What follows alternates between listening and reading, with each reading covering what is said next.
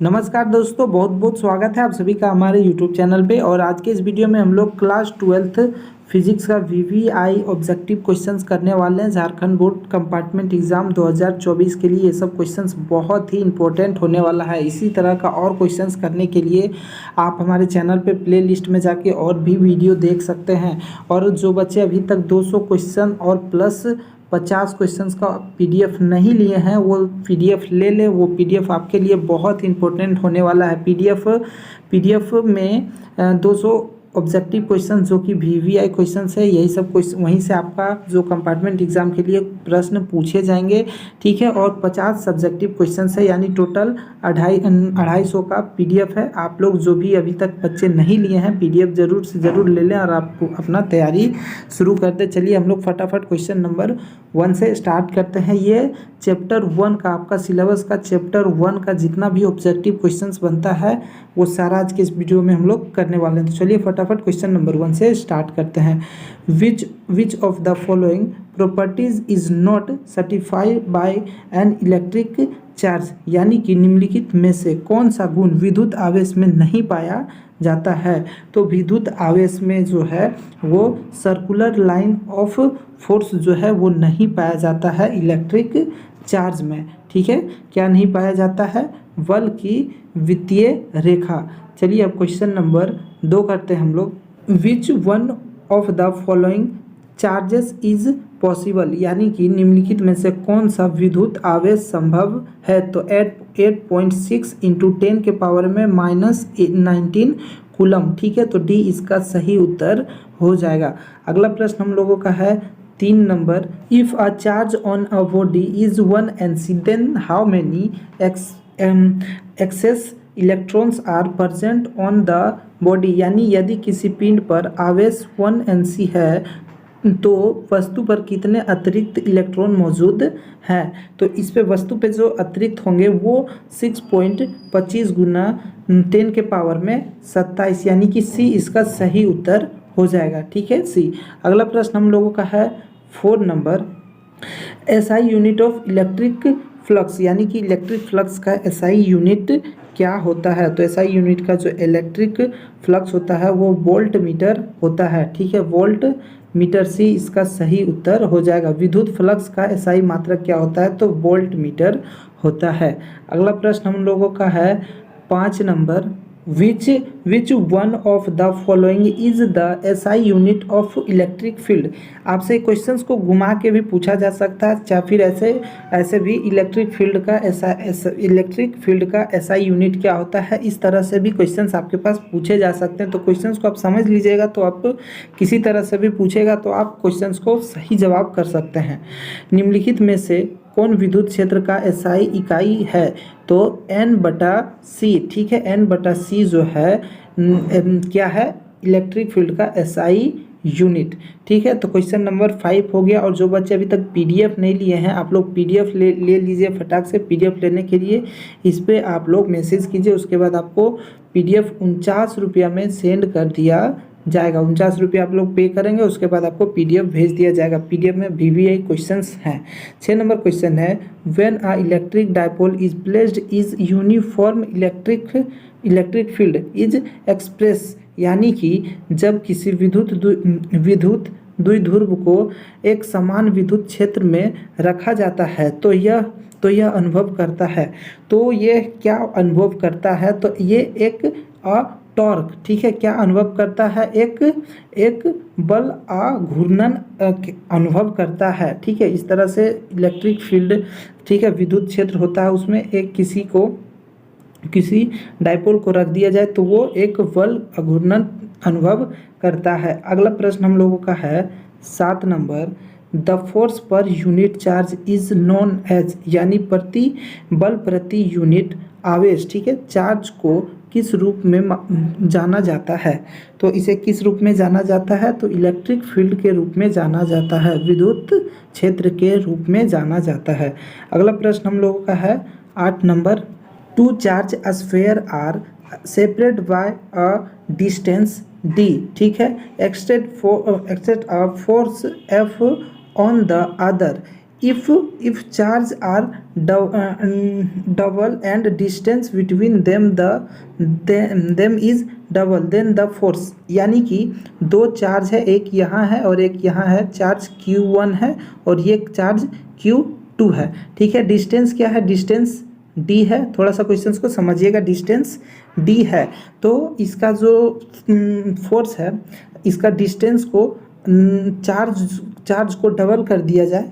ठीक है, देखिए यहाँ पे बोल दे रहा है चार्ज को डबल कर दिया जाए एंड डिस्टेंस बिटवीन, तो मतलब कि इसका फोर्स क्या होगा। ठीक है, यानी कि दो आवेश वाले गोले एक दूसरे पर डी दूरी पर एक दूसरे पर F फोर्स लगाते हैं। ठीक है, F फोर्स लगाते हैं, दोनों एक डिस्टेंस पे है।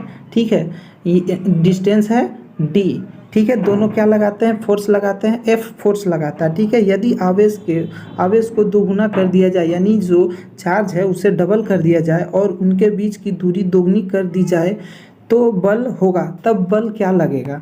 ठीक है, तो इसका एक फॉर्मूला होता है F बराबर Q1 यानी पहला चार्ज और Q2।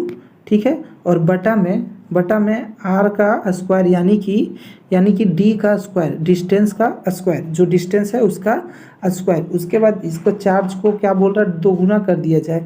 तो इस तरह से सॉल्व करने के बाद जो इसका आंसर आएगा वो F लगेगा, क्योंकि डिस्टेंस भी उतना ही बढ़ाया जा रहा है, यानी डिस्टेंस को डबल किया जा रहा है और फोर्स को भी डबल किया जा रहा है, चार्ज को भी डबल किया जा रहा है और डिस्टेंस को भी डबल किया जा रहा है। तो फोर्स F पहले भी F लग रहा था तो फिर बाद में भी F ही लगेगा, क्योंकि डिस्टेंस भी डबल किया गया और चार्ज भी डबल किया गया। तो फोर्स जो है F लग रहा था तो फोर्स F ही लगेगा। ठीक है, क्योंकि इस पर ज़्यादा कुछ परिवर्तन नहीं हुआ।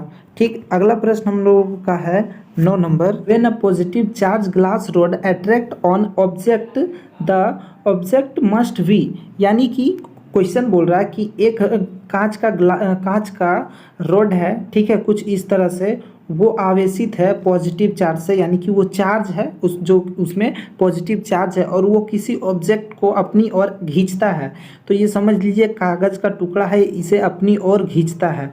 ठीक है, तो पूछ रहा है ये जो कागज़ का टुकड़ा है उस पर कौन सा चार्ज है। तो ये अगर पॉजिटिव है, रॉड अगर पॉजिटिव है तो ये कागज़ का टुकड़ा है वो या तो नेगेटिव होगा या तो नेचुरल होगा, क्योंकि पॉजिटिव तो हो नहीं सकता, क्योंकि पॉजिटिव और पॉजिटिव एक दूसरे को रिपेल करता है। तो ये चार्ज ये अगर पॉजिटिव है, रॉड अगर पॉजिटिव है, बोल दिया गया रॉड पॉजिटिव है, तो ये जो कागज़ का टुकड़ा होगा या फिर कोई भी जो ऑब्जेक्ट होगा वो नेगेटिव होगा या फिर नेचुरल होगा। ठीक है, यानी कि यहाँ पे देखते हैं हम लोग, एक धनावेशित कांच की छड़ किसी वस्तु को आकर्षित करती है, वह वस्तु होनी चाहिए तो वो ऋणात्मक चार्ज होगा या फिर आवेशहीन चार्ज होगा, यानी कि उस पर कोई मतलब चार्ज नहीं होगा। सी इसका सही उत्तर हो जाएगा। अगला प्रश्न हम लोगों का 10 नंबर है। The surface considered of Gauss's law is called, यानी गॉसियस के नियम के लिए प्रयोग किए जाने वाली सतह कहलाती है, तो वो गॉसियस सतह कहलाती है, यानी कि गॉसियस सरफेस। तो सी इसका सही उत्तर हो जाएगा। अगला प्रश्न हम लोगों का है 11 number. If a sphere of bad conductor is given charge then it is distributed on, तो ये क्या कुछ भी नहीं देगा, तो इसका नन हो जाएगा। ठीक है, जब इधर से जो बेड कंडक्टर है उसमें अगर चार्ज दिया जाएगा तो वो क्या देगा, कुछ भी नहीं देगा, तो नन, इसका डी सही उत्तर हो जाएगा। यानी कि यदि कुचालक के गोले को आवेश दिया जाता है तो इसके विपरीत क्या जाता है, तो इसके विपरीत क्या जाएगा, कुछ भी नहीं जाएगा, क्योंकि वो तो कुचालक है ना। ठीक है, गोले जो है वो कुचालक है, यानी करंट उसमें फ्लो करेगा ही नहीं। अगला प्रश्न हम लोगों का 12 नंबर है। The total flux through the faces of the cube with side of length if a charge Q is placed at corner of the cube is, यानी एक क्यूब के कॉर्नर में, ठीक है, एक चार्ज रखा जा रहा है जो कि है वो चार्ज है Q। देखिए यदि घन के कोने A पर, ठीक है, कोना का नाम है A पर चार्ज Q रखा जाता है तो घन के फ्लक्स से कुल विद्युत प्रवाह कितना होगा। तो कुल जो फ्लक्स है उसका पर जो विद्युत प्रवाह फ्लक्स होगा वो होगा क्यू बटा एट एप्सिलॉन नॉट। ए इसका सही उत्तर हो जाएगा। अगला प्रश्न हम लोगों का है electric field line proved information about, यानी कि इलेक्ट्रिक फील्ड लाइन से हमें क्या क्या जानकारी मिल सकती है। तो फील्ड स्ट्रेंथ यानी कि उसकी तीव्रता कितनी है, डायरेक्शन यानी कि किस दिशा की ओर जा रहा, नेचर ऑफ चार्ज यानी कि चार्ज पॉजिटिव है या नेगेटिव। तो ये तीनों चीज़ें, ठीक है, ऑल ऑफ दिस यानी डी इसका सही उत्तर हो जाएगा। तीनों चीज़ें ये इंफॉर्मेशन देता है। यानी कि विद्युत क्षेत्र रेखाएं किसके बारे में जानकारी प्रदान करती है। तो विद्युत क्षेत्र की तीव्रता, दिशा, आवेश यानी धनात्मक है या ऋणात्मक, ठीक है।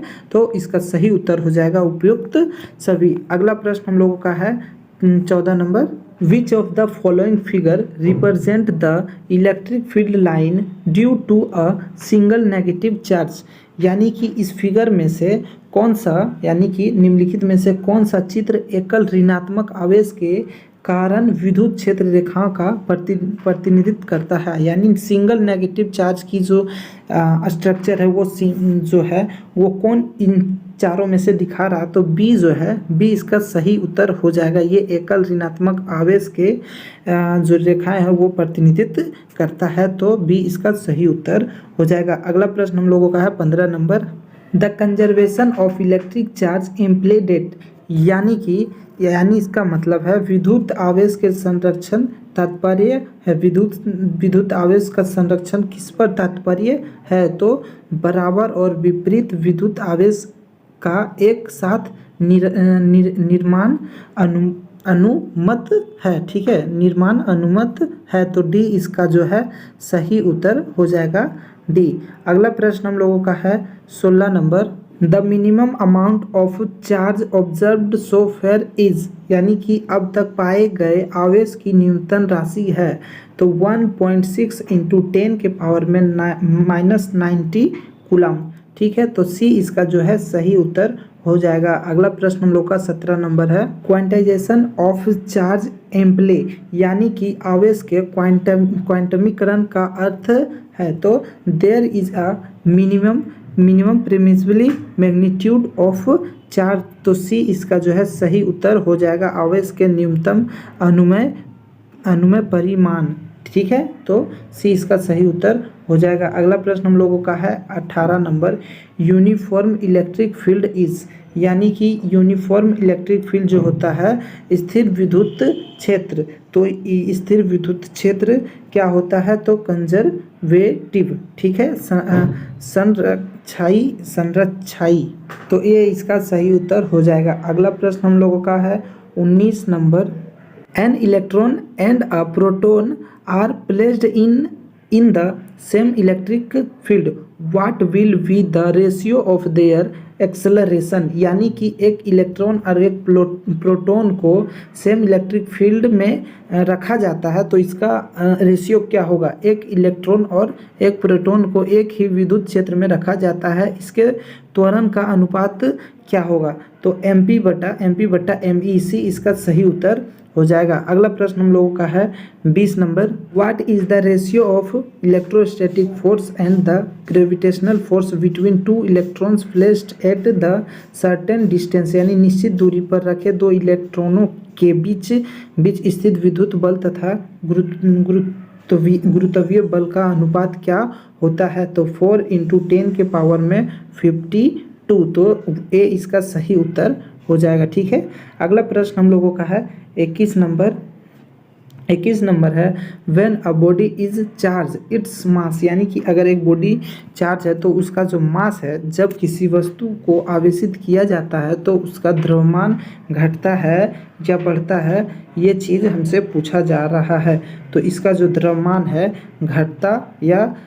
बढ़ता या घटता, बढ़ भी सकता है और घट भी सकता है, क्योंकि अगर जब इस पर धनात्मक चार्ज जाता है, धनात्मक, तो क्या होता है वो घटता है, और जब ऋणात्मक जाता है तो बढ़ता है, क्योंकि आवेश बताया नहीं गया है कि आवेश आप यहाँ पे देख सकते हैं, ये जो आवेशित किया जाता है, तो चार्ज जो है, चार्ज पॉजिटिव भी हो सकता है और नेगेटिव भी। तो जब धनात्मक होता है तो क्या होता है, इसका द्रव्यमान घटता है, और ऋणात्मक होता है तो वो बढ़ता है। ठीक है, अगला प्रश्न हम लोगों का है 22 नंबर है स्थिर विद्युतीय क्षेत्र होता है, यानी कि स्थिर विद्युतीय क्षेत्र जो होता है यानी इलेक्ट्रोस्टैटिक फील्ड इज, तो ये क्या होता है, तो ये होता है कंजर्वेटिव। ठीक है, तो ए इसका सही उत्तर हो जाएगा, संरक्षी। ठीक, अगला प्रश्न हम लोगों का है 23 नंबर है कूलम्ब्स फोर्स इज, तो ये सेंट्रल फोर्स और इलेक्ट्रिक फोर्स दोनों होता है, तो बोथ ए इसका सी सही उत्तर हो जाएगा, बोथ ए एंड बी। यानी कि कूलम्ब्स बल है तो कूलम्ब्स बल जो होता है वो केंद्रीय बल और विद्युत बल दोनों होता है, तो दोनों ए और बी सही उत्तर हो जाएगा। अगला प्रश्न हम लोगों का है 24 number intensity of electric field at a point is, तो इसका जो आंसर होगा वो हो जाएगा बी, यानी कि ई बराबर होता है एफ बटा क्यू। ठीक है, एफ बटा क्यू, तो इसका बी सही उत्तर हो जाएगा। अगला प्रश्न हम लोगों का है यानी किसी बिंदु पर विद्युत क्षेत्र की तीव्रता होती है तो ई बराबर एफ बटा क्यू। अगला number 25 number the SI unit of electric intensity is, तो इलेक्ट्रिक इंटेंसिटी का एसआई यूनिट क्या होता है, यानी विद्युत तीव्रता का एसआई मात्रक, तो इसका होता है एन बटा में सी, यानी कि एन बटा में सी, बी इसका सही उत्तर हो जाएगा। तो ऐसे ही वीडियो देखने के लिए आप हमारे चैनल पे बने रहें। चैनल पे नए हैं तो चैनल को सब्सक्राइब करें, वीडियो को लाइक करें और वीडियो को अपने दोस्तों में शेयर करें। और इसी तरह का वीडियो और क्वेश्चंस करने के लिए प्लेलिस्ट में जाके वहाँ पे देख सकते हैं। फिजिक्स कंपार्टमेंट के लिए और भी कोई वीडियो है ढेर सारा, जो बच्चे नहीं देखे हैं वो जाके वहाँ पर देख सकते हैं।